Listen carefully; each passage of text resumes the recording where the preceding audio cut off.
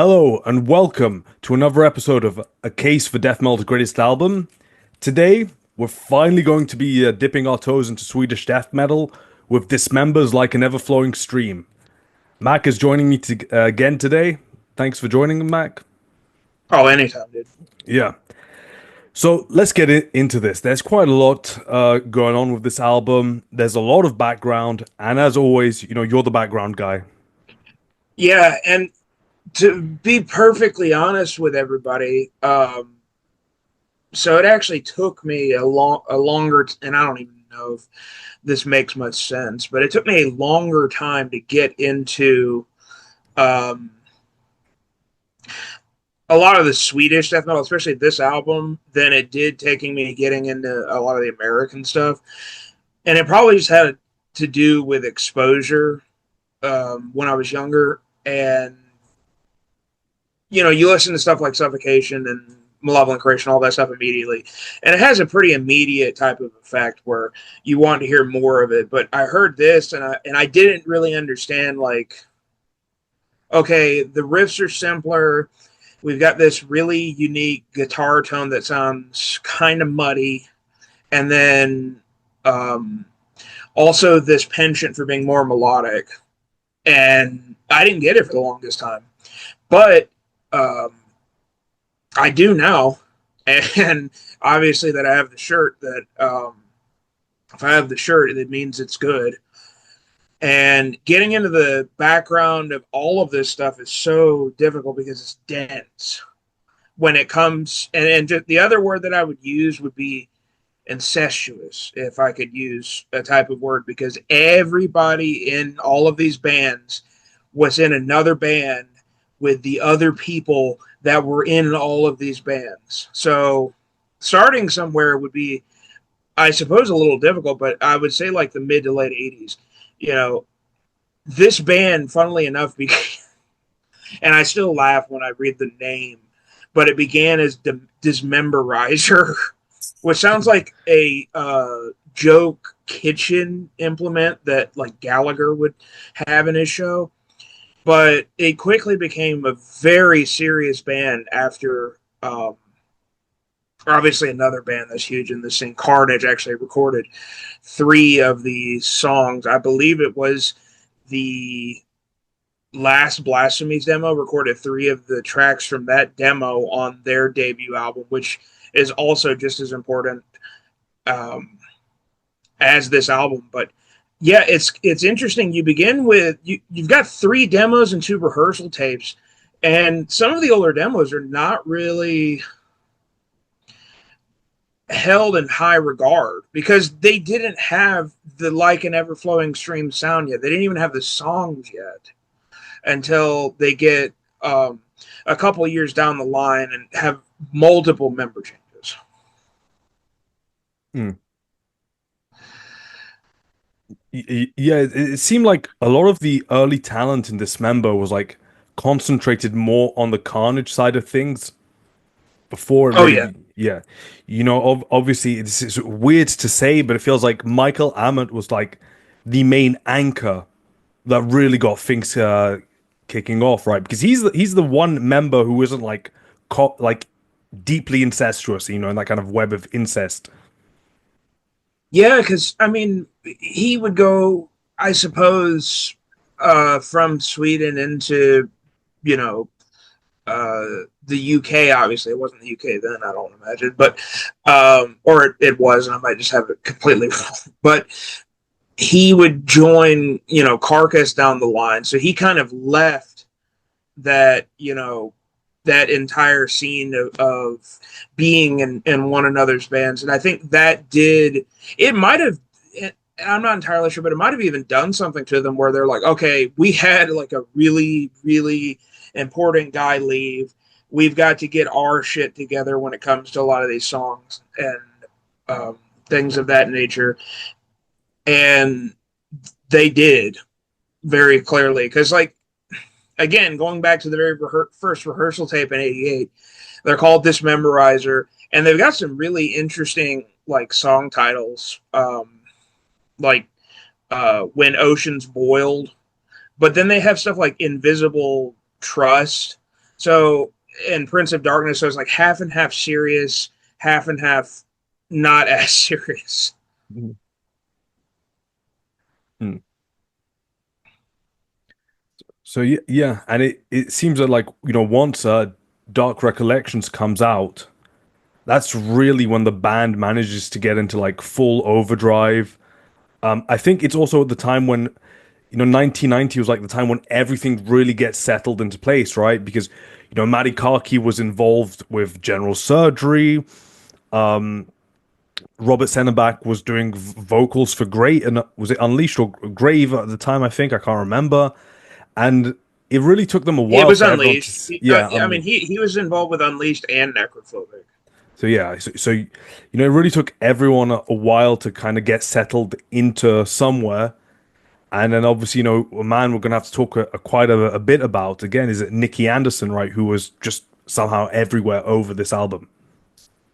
Yeah, it's all very strange when you look into the particulars of the album and you realize the drummer and the vocalist wrote everything. The drummer also is credited, Fred Espy is credited. I shouldn't refer to him as just the drummer. I mean, it's Fred Espy is also credited with arrangements, which you don't really see a lot of accreditation on albums for that. So clearly, he also had a lot to do with getting the songs like up to snuff. So you've got the vocalist who also did play bass in a lot of other bands. Like Maddie, I mean, was in Carnage, General Surgery, Therian, and Carbonize. That's a huge like list of stuff already done, some already done before even Dismember. And the thing that I think about again, going back to that Carnage album, I don't I'd have to go further into it, but I don't imagine that they thought Michael was going to leave them. And I imagine they thought, okay, we've got this amazing album. We're going to tour off the back of this. And none of that happened. Yeah. Like he leaves to go join Carcass, and all these guys are like, what do we do now? And so you have them all branch out like a virus into multiple different bands, like just checking off the back of that one album with Dark Recollections. And it might have been planned that this was going to be the idea all along, but you have obviously Michael goes on to do Carcass, Maddie, David Blomqvist, and Fred Espy. They all go back to do Dismember, obviously, like the, you know, amazing and infamous, like Thomas Skogsberg is recording all of these bands. And I think that Carnage was definitely like the tipping point for everybody to get serious. And, you know, there's things that they could do with this type of genre that weren't doing before with being as melodic. And it's interesting, the term melodic death metal, because it's kind of like that Autopsy situation where Autopsy, and there's a lot related to Autopsy with Dismember in general. There's this thing where Autopsy is also kind of credited with relation with doom metal, but they're not categorized as like a doom death band or a death doom band or anything like that, or even a death metal band with doom metal influences. It's just simply death metal, and it's the same thing here with Dismember. It's just death metal, even though there's this like melodic penchant. And there are bands that would come later, obviously, like At the Gates and stuff like that, who would be credited with melodic death metal. But this is one of those situations where, because at the core of it, again, Dismember, um, like Carnage, are a death metal band that just happens to have some of the most like melodic and influential parts that would go on into the scene. Yeah, I think what the main thing is that one, unlike a lot of the American bands, they really carry that heavy metal lineage all the way to the forefront. They never let go. People say a lot, punk was a huge thing. Yeah, sure, punk was absolutely massive, especially in the way they approached drumming, but it was all about those kind of, very over the top heavy metal melodies just kind of pushed to their extreme here, right? it's very clear, and you can even see this in like later performances and just how they would approach like literal melody writing later, that at the core of it they love heavy metal. Now you can look at Nihilist and what would eventually become Entombed, and you kind of get a band that was almost like a group of young hardcore guys who decided to play this new thing called death metal. Well, with this band in particular, at their root, they were heavy metal, speed metal, and I'm sure all the extremities that would come later. So it is, no matter what, a metal band that was incorporating hardcore influences with the prevalence of Swedish hardcore at that time, that also would branch. They would hear what Entomb was doing, and they would approach it similarly, but they would, you hear it in the arrangements, the riffs, and the writing, especially with this album, that they have a clearer intent when it comes to songwriting than, say, Left Hand Path. And I know some people would probably disagree with me, but I think that they have a tighter arrangement when it comes to songwriting, that you have things with Entombed where, I mean, I would just apply the term looser as a band in general to Entombed rather than Dismember. And again, that comes from the penchant for heavy metal, which they did have even some delays with this album that we'll get into, where, you know, I would even say that Dismember weren't even fully done cooking even by this album. Yeah, completely agree. Let's put on a sample, Let's start with the opening of Override of the Overture, one of the most iconic intros ever. Yeah, I would. It was one of those things where um, I was listening to it a lot this week, and it's, even when I had heard it like over a decade and a half ago, it was one of those like immediate things where even I knew then, I'm like, okay, this is an amazing way to begin an album, even though there's like the little nods to Black Sabbath that begin with Rain and stuff like that. It's just, an immediate like punch with that opening riff.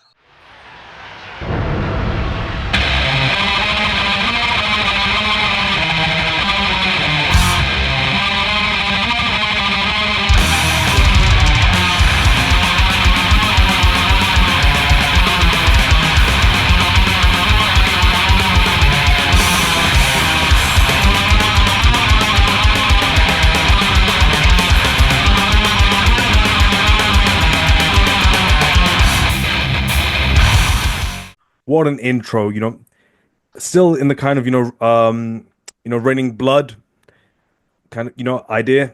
20-second noise. Yeah, if you were to well, it's interesting that you mentioned that, considering that's an album closer. But no, yeah, it's the same type of thing, and it's even similar in how, again, that particular riff is played, where they're playing the kind of like descending, um, not even diatonic, it's just completely descending chromatic um, fourths and like major thirds, where they go down chromatically, and then they'll play the major third on a lower string, go down one more note, and do the exact same thing.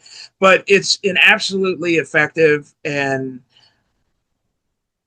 melodic way to begin any type of album. And this type of writing would become so important, not just in the genre of death metal, but it would affect later hardcore, where, and even there's a couple things that I was sick of by the time, I was already in my band, and like we were listening to certain things, but by the time it was like 2017, 2018, I was absolutely sick of the use of the HM2 pedal. And so that's another reason why I didn't want to listen to this album for the longest time. Mm. And really, that's not a very good reason. But when you hear two things in a lot of those hardcore bands when it comes to musically, how they were writing. It's the exact same penchant of using the Rain and Blood type of riff to where they'll just descend it, like they're not tremolo picking it or anything like that. And the later use of the HM2 in a lot of this false grind. But this, the way that they did it here is you have it at the initial, they're writing in C standard. And so they have it at the initial octave, and then they go down a whole step, which is, and I think it's entirely like just a symmetrical pattern because they weren't thinking in terms necessarily of key. They're just writing what sounds good, which is a lot of the times better. And you end up with things like this. They just went down a whole step and did the exact same pattern, but it still sounds great than if they were writing entirely like diatonically, and you would have heard different notes in that would have completely changed the feel of that riff. Yeah, exactly. And to because we're gonna have to talk about the HM2, so might as well do it now. Yeah. This album for me is the best use of the HM2 pedal ever. They ran it through very high end. Yeah, so I looked it up. It was a JCM 900. Skogsberg was like, okay, we're gonna make this sound really fucking big and bright at the same time. It sounds really clean, and you can hear it from the opening riff. Every single note is completely audible, despite the guitar sounding absolutely massive. It was very clear that after they had done Left Hand Path, it was like, okay, we can't just use amps or like supplied to us by the government at the time, where they were all in these like little government supplied rooms, and everybody was given a PV band. It wasn't going to work, even though that's an amazing, iconic sound. The JCM 900 would have just come out at this point, and everybody wanted an 800 because of, again, the relation to Slayer. It's ironic because it's a British amp that helped define an American sound, and these Swedish guys wanted it. So, the 900 just comes out. Morbid Angel are using it, obviously, famously, and I think also Obituary. But you're exactly right. They create, without getting like too pretentious, they almost have a higher fidelity type of sound with using the JCM 900, to where the notes are clearer, but the sound is fuller. And the key to doing a lot of this, and this goes back to the Carnage album just as much, the key to having a really full sound and using an HM2 is also to not use an HM2 for the other guitar tracks. Because a lot of the time, I think, even on Left Hand Path, there was an orange just distortion pedal used, like a Boss DS1, and that was used on the other guitar tracks. It's the same thing here, where another guitar track was just as necessary in order to help give breadth to the sound. Because if you just had the HM2, it would have that almost like really nasally quality, because the quality of an HM2 is entirely about the mid range, even though there's no mid range knob on the pedal. Yeah.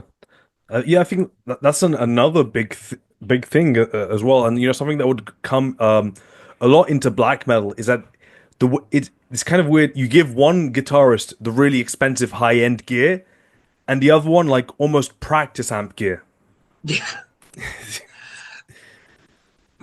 The whole black metal scene, their entire milieu was about, we're going to go against Scott Burns, so we're purposely going to use the shittiest gear that we can. I mean, obviously, everybody knows the stories of Varg using a headset mic, and then later people thinking that, oh, a Fisher Price mic was used on this stuff, which I know that's not the truth, but it sounds like it.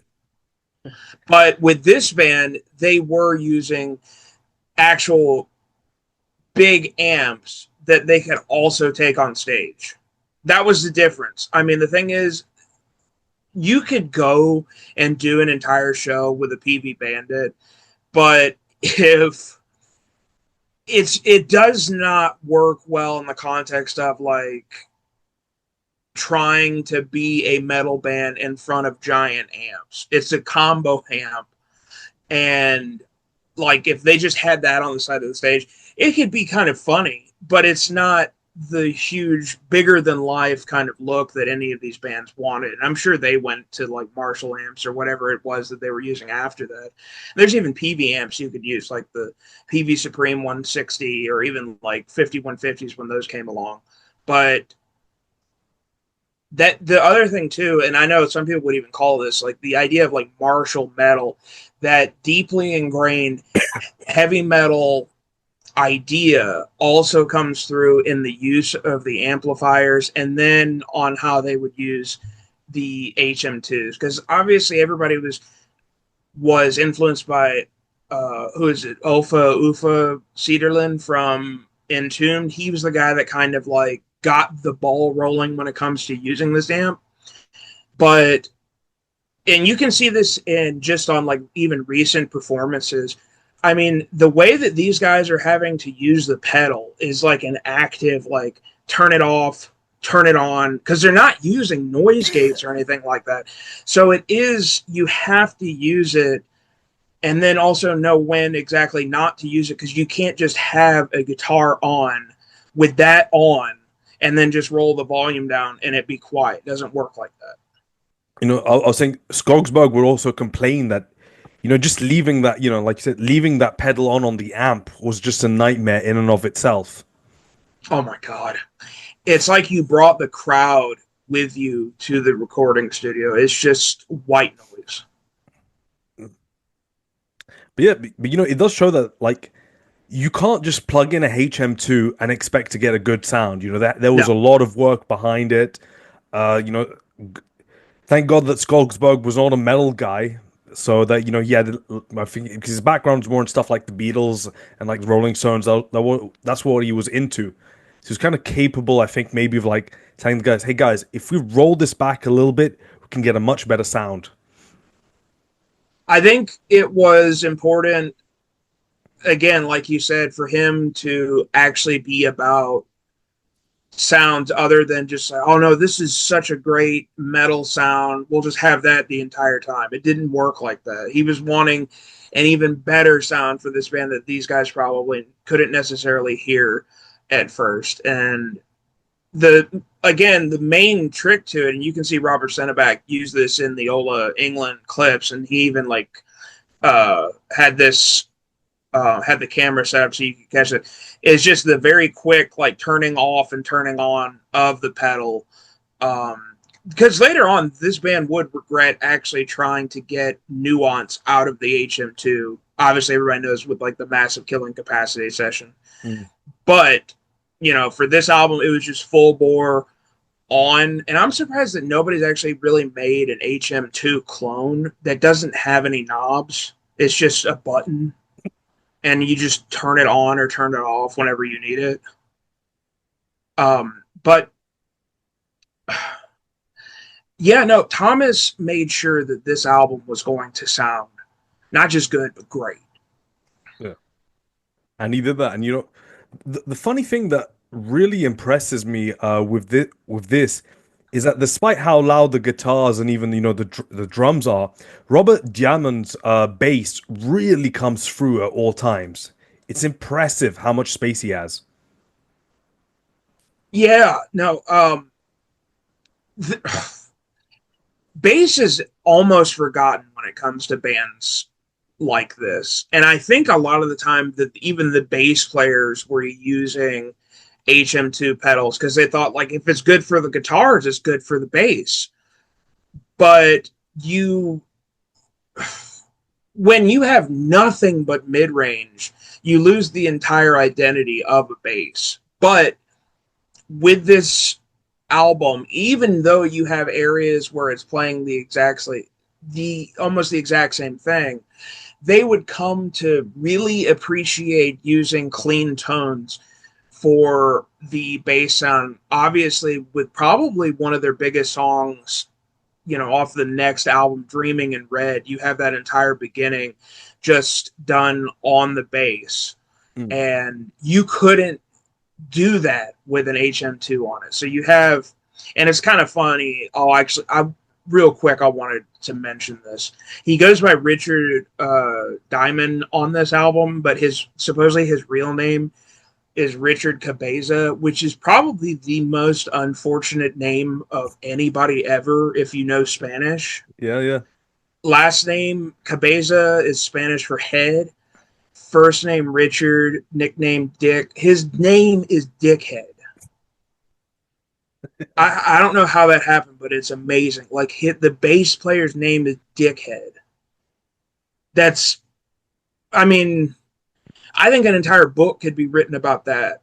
I mean, not, I have the Swedish death metal book, and it's been a really long time since I've read it, but um, just the ridiculousness of these guys in this scene, because like Image played such an important part of this band going forward, you know, even controversially so with this band.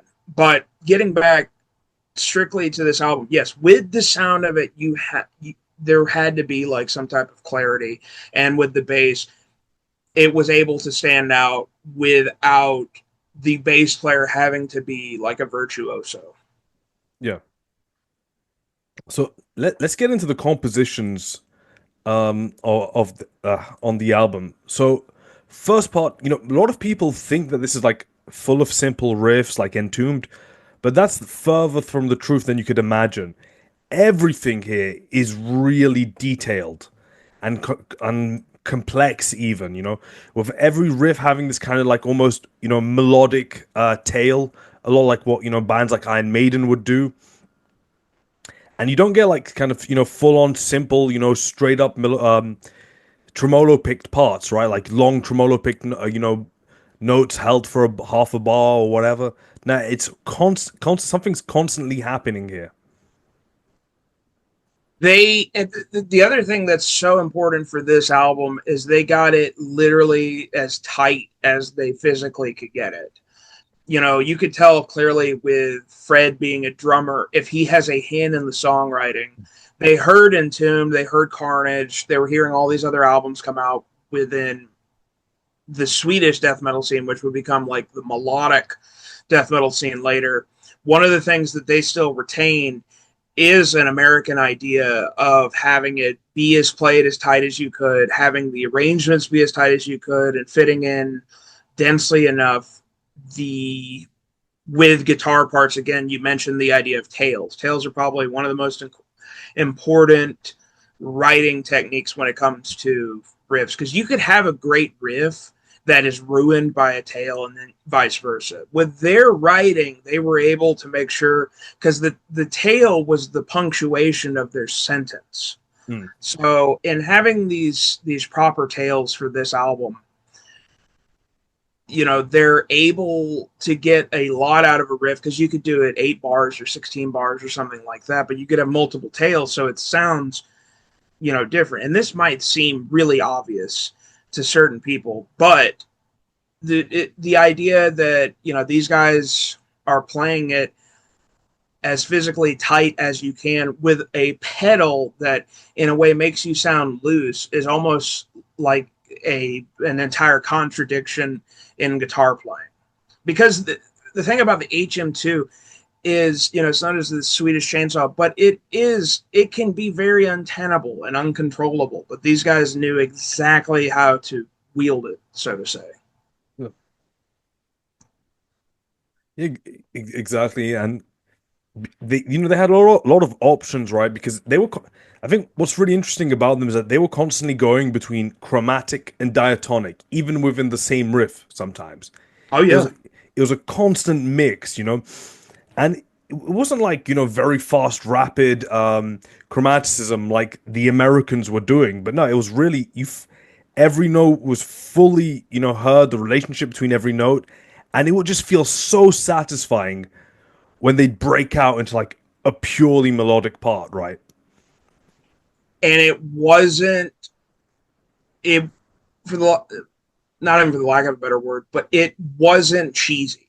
It wasn't insipid sounding, where you would get a lot of that in the scene later, where it would almost become like video game music, or it would just be really it would be childish in the way that a lot of the bands later would use some of this sound. Obviously, with a band like In Flames, like the further they kept going, the more and more it just sounded like very like nursery rhyme melodies. But these guys, they knew that we're going to have these melodic parts and we're going to become known for these melodic parts, but that doesn't mean we're not a death metal band. Hmm. And that's the most important thing you could say about them, is that when it's time to do just massive parts like in Dismembered, where it's got that build up and you finally get to that one just insane riff, Yeah.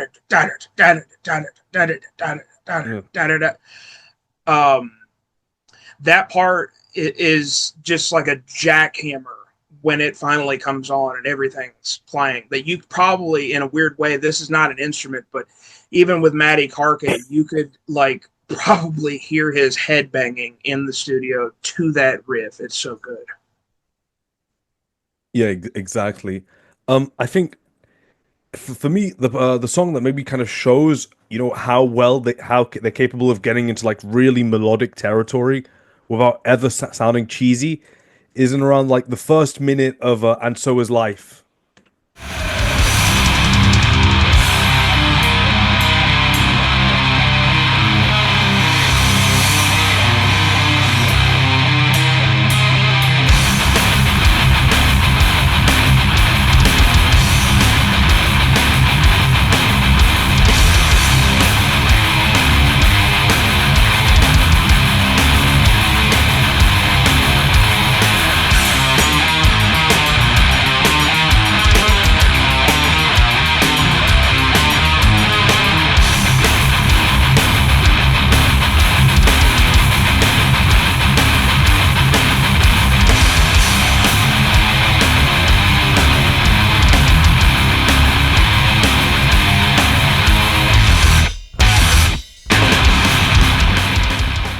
Beautiful melody followed by like one of the most savage riffs that you could have played at this time period.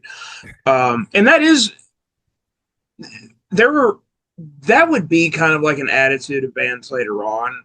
And I know it was applied to a band like Korn, this idea of like Jekyll and Hyde or light and dark. But really, this did it in such a way that it was like blended well, that there was darkness and a bit of savagery to the playing of the riff, but then the actual like heavy riff was played with the precision that you would apply to the lightness of the melody, and it gave you that verisimilitude that a lot of bands would lack going forward. And so again, it's one of those things because, and I could even say that there is probably a line from them. Autopsy were one of their biggest influences, probably why they played in the tuning that they played in, because they both play in C standard. They would be on the same tours later and have kind of like a similar, both have like a similar approach to death metal, in that there are parts that are melodic enough, but they're still a death metal band. And both of them would have their toes dipped in these two different areas, doom and melodic death metal, but they would never succumb to just writing either one of those things. Yeah, exactly. And I think one thing that makes this whole part works, which is really interesting, is how they kind of, on the melody they kind of go in and out of triplets, and then they on the heavier part they go fully into triplets. Yeah. It's such a like these little details are really what can elevate a riff. It's like much, something much greater than the sum of its parts. Another thing is like, and this was actually the riff I was thinking of earlier, and this shows you how well I know it. But with this riff, again, the tightness of da da da, you know, just that, you know, to where you don't hear any of like the amp hissing, or there's no take where it's not the both guitars are not 100% lined up. But the other thing is, I know they're not working with a noise gate, but the ability of them having to like turn it off and turn it back on or vice versa in an incredibly quick rate with the music brings a percussive element that not a lot of other bands would have, simply because they would just have their distortion on the entire time. So they have this element of tightness that they're worried about and that they're trying to make sure that they have, that some bands just don't have, because they don't have this like tertiary element of like, oh, let me make sure the pedal's not playing when I'm not playing. Mm. One of the we mentioned the man earlier, but I think um it's almost like the fifth Beatle or the sixth member of Entombed would be Nick Anderson. The fact that the man designed their logo, he was such an important part, obviously, of Entombed. And then the weirdest aspect is like he played all but one of the solos on this album simply because they didn't have the time required to get the other guitar, or just to get David up to snuff on playing the solos. A lot of people would have an ego problem where like, I'm not letting him play my solos, but they had absolutely no problem, and they wanted to work toward the music and not toward, the self-aggrandizement of one another themselves. So Nick clearly came in and was able to provide these just impossibly beautiful, breathtaking solos that he improvised, which is an insane feat because he's not a part of the band, and yet he designed the logo, which is one of the most recognizable and greatest logos of any death metal band ever, and then was doing all of these lead parts that they would actually, going forward in a live context, they would emulate because they're that iconic and that they're that important to this album. It speaks to, again, the incestuous nature of like many of the people in these bands, almost in like a New Orleans sense, where all those sludge bands and doom bands and stuff like that had all of these people that were in multiple bands at the same exact time. But this guy would be, in a way, kind of like the Phil Anselmo, I suppose, where he's being like a linchpin for a lot of these bands, and then would later go on doing the Helicopters, which would probably give him more notoriety and fame than any of these bands combined, ironically. But his musical contribution to this album is, I think that they are indebted to him for it. Yeah, I mean, his soloing style, it's really interesting because obviously you can hear what he does with the helicopters. Like this guy knows what rock is. He knows very well what heavy metal is. He's got such a solid basis. He sings really well. He does everything, right? And I think because of that, and also because of how important he is to the Swedish death metal scene, he is capable of kind of doing everything the band does with the riffs, but bringing out even more with the solos. And his solos color a lot of the songs in really important ways. Yeah, I mean that without them, this release, it would still be good, but not as good. Yeah, of The course. solos are like the finishing touch where it brings it from like a 9 to a 10. Yeah, That's exactly. what makes this album just one of the greatest and one of the most important. And again, they would do them like near note for note going forward, even though these were like improvised type of solos. And again, a lot of these songs um, were not on any of the prior demos. I made sure to look for this because I wanted to see if there were any song names that were changed or anything like that. But other than like two of the tracks that they did that were also on the Carnage album, very little of this album was done before this album. So clearly they dropped a lot of songs that they could have done because they had a lot of songs before this album even. And then they realized we need to do better. And that's what they did. So I really wonder how quickly the writing process was, where they were just, they had all of this music done by the vocalist and the drummer no less, and then to have a drummer from a different band come in and do all of the solos, it's this weird concoction that ends up being like a recipe for success. Yeah, and then no one has really um they were really far out from what a lot of their peers were doing. Obviously, very influential to what came after. But yeah, it's such a weird style that just seemed to really appear out of nowhere, with Carnage being the only kind of like similar reference point.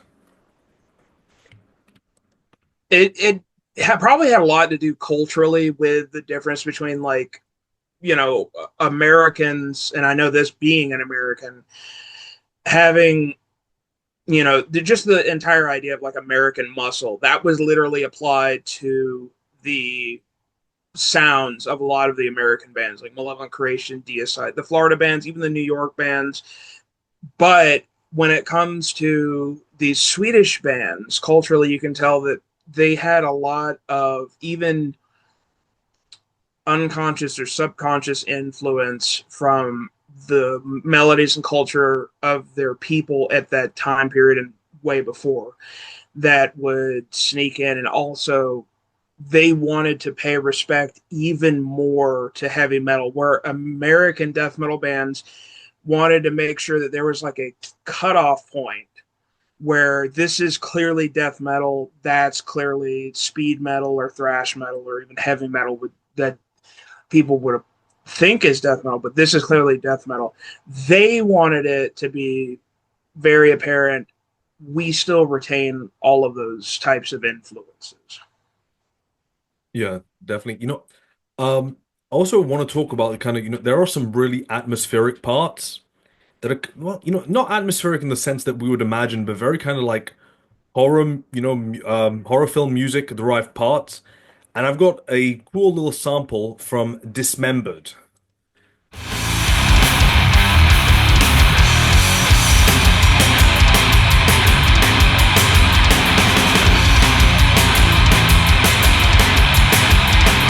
Several thousand dead!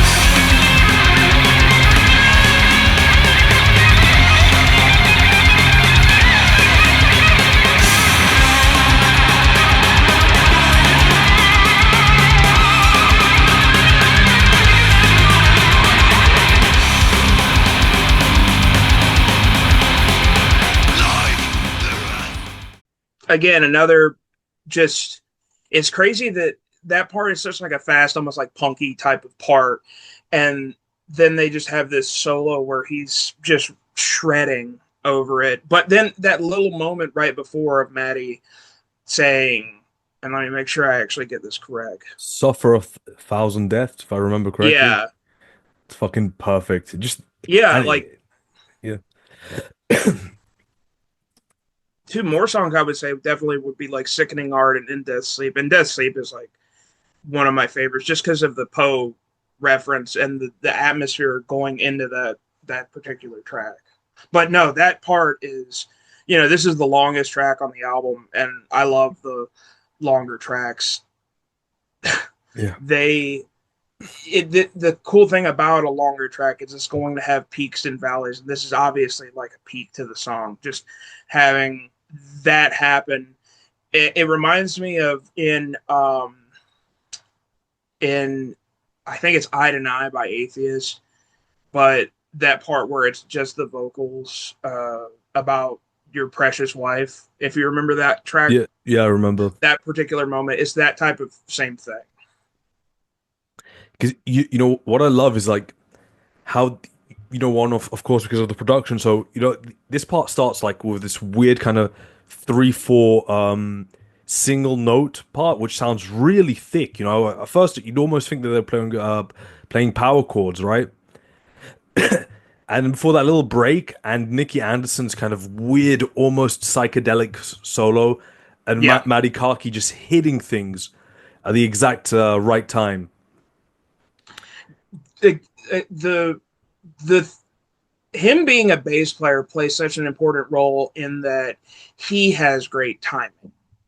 He and he's such an amazing frontman, and I know historically, especially of a lot of the corners that we both tread, Maddie is held in the highest regard as a vocalist, and I finally see that now because not only is the guy diverse in the way that he does vocals, but just his ability as a musician, because he really is like a musician.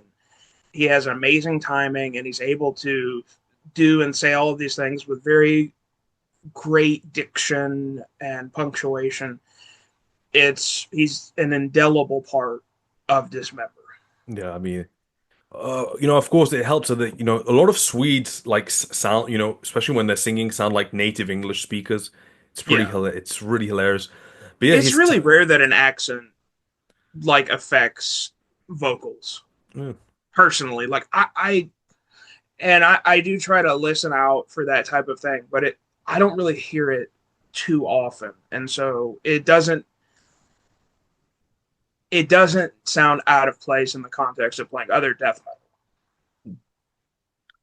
metal. Speaking of Maddie Karki, one thing I absolutely love, his vocal patterns are like absolute perfect. They absolutely perfect. But also just the lyrics themselves are really, really good. This kind of weird mix of, very in your face, simple gore and brutality, mixed with kind of like dreamlike state of going from one life to another. It reminds me a lot of giallo movies from Italy, like Hmm. Suspiria. Even though with Entombed you had Phantasm, it would not have been out of place had this band covered the theme from Suspiria, because that movie has both of the things that describe this band, which is very breathtaking, beautiful images combined with just horrific scenes of violence and women just being dismembered. Yeah, literally, bro. Yeah. And I'm pretty sure that they would love that reference. And horror movies were such like an important thing, but they were taking from horror movies in a different way. They did have overt things like Skin Her Alive, but it was clear that they also had influences again like Suspiria that did have this like really psychedelic, dream-like atmospheric floatiness that pervaded the sound. Yeah. And it's because there's almost as well like a kind of mythological slash like kind of theological twist to these lyrics, where take my soul to a higher place, stuff like that as well, which I'm not sure if they believe in any of that, but it just feels, just this idea of like detaching the soul from the body, right? It was clear that a lot of the how would I say this? The conflict and tension that's brought about from Christianity being forced upon places like Sweden and Norway. I mean, Entombed uh, having that photo session done in front of that absolutely enormous cross. And I remember if I was watching the documentary for Catatonia, and one of the members had a crucifix on, and people would get kind of upset with him, and they asked him like, "Why do you have that on?" And he had a really really prescient response, which was, "It's a symbol of death." And so I think that in a way was something that had pervaded the music, because they did have overt anti-Christian sentiment with a lot of like the inverted crosses, but at the same time it was almost like a perennial viewpoint of wanting your soul and your spirit to reach a higher plane of existence. Yeah. I mean, just great stuff in general. So before we move on to kind of like legacy, any other final, topics you want to talk about composition and playing? I think all I would the last thing I would say is just the tightness of Fred Espy when it comes to the drumming and the arrangements of the song, just making sure that he's such an important drummer that would go on to be highly influential in other areas of the scene. That every member of Dismember is important, including even like the rhythm guitar player to the bass player. Each one is making sure that they're getting the most out of their instruments. Oh yeah, definitely. You know, because people always see this album as like being a very punk, inspired compared, to its, the death metal, the American death metal stuff, right? And so people tend to like downplay Fred Espy's drumming because he's not blasting, right?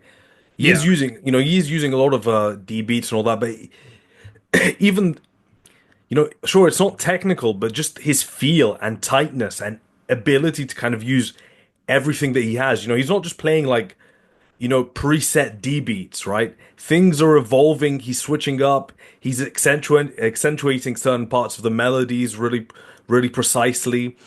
Even on this last part in on Dismembered, right? So that first riff, it's 3/4, but then the last bar, it's like a 4/4, where it just stops, and during that kind of like that small pause, that's when you get the suffer a thousand deaths, right? It's just all these things to me are much more important for a drummer in this style than pure technicality or just blasting a whatever BPM. you can tell he's hitting them as hard as he can, and it's kind of funny because I was reading also too the fact that other than the I think the cymbals and the snare, everything else was done on electronic drums. That's crazy. Which, yeah, because they got such like a good sound out of it that I didn't even know that. Yeah, me neither. It always It's sounded really usually a natural very to me. apparent. Yeah. Yeah, But then again, I think also, production wise, the kick drum isn't really that strong because when it comes to 90s death metal, it's the eternal debate: loud kick drum or have bass, right? And I think here yeah, they're the first band, and I think the only one to say, okay, no, fuck it, we're gonna have some bass instead. yeah. That was a really clear mission point from the Swedish and Norwegian bands that they're going to bring that '70s influence back, and not just have it be the clicky sounding drums. Yeah, Even though he's playing electric kit. yeah, it's incredible. Damn, I didn't know it was an electronic hit. So yeah, let's move on to this to its legacy, influence. I mean, that in and of itself is another topic completely. I mean, we can go really far. But what interests me the most is how this album, which is essentially a pure death metal album, was the foundational step for all melodic death metal and the melodic death black and everything. Without Dismember, you don't get your dissections, you don't get your dawns, you don't get your at the gates. Unanimated, Yeah, which a member from this band would be in unanimated. yeah. Robert was No, no, was a you're riff. 100% right. That yeah, without this, I think the thing is people heard this and they wanted to take the idea of melody further. They look at this as like a jumping off point to where they can take it that much further when it comes to being melodic, but some bands clearly took it too far and forgot the death metal Yeah, and reliance too much on heavy metal. yeah, exactly. Whereas, when this kind of like, what they call entombed core revival came into Yeah. fashion, and even You didn't like, hear dismembered core. yeah, it's weird because people assumed, I read this on the like, I think it was an interview with Bloodbath where the guitarist was saying, yeah, you can just play an open, E power chord with the HM2, and that would be a riff in and of itself. And I was like, that's literally not what this member did. That's like the No, absolute opposite, when that Swedish death metal revival thing came in back into fashion, no one understood what made this album so good. Not to shit on some of these bands, but like it would sound like, okay, when they tried, I think Gate Creek was it Gate Creeper? That's the one I'm thinking about. I don't know. they tried to actually do this kind of stuff, and instead of doing like, these really cool, dark, moody melodies, it just sounded like entombed breakdowns with Yep, a monomath melodies, right? No one that's has them. been, no one has been able to figure out like, wait, there is an actual like art to making melodies like on an album like this. You can't just I would shove. say the only band that kind of felt like their contemporaries at that time even were, oh god, Edge of Sanity, Yeah. because they also had like riffs that were that good, like on Spectral Sorrows, that sound like Dark Day. That's like a very famous melodic death metal type of riff. I mean, Dan Swano is like, I think because he was involved. I'm not sure. No, he wasn't involved with this generation, but the group of guys that came right after. So you're the sections and your sacramentums. He was very involved in that. So that was that a lot of that stuff was probably like the Dismember influence expressed through his kind of gravitas. Yes, Any final words? I'm a believer now. I mean, this is truly one of the greatest death metal albums of all time, and I don't need to be told anymore. But I definitely will be listening. All right, perfect. Well, thanks very much. Anytime. All right, see ya.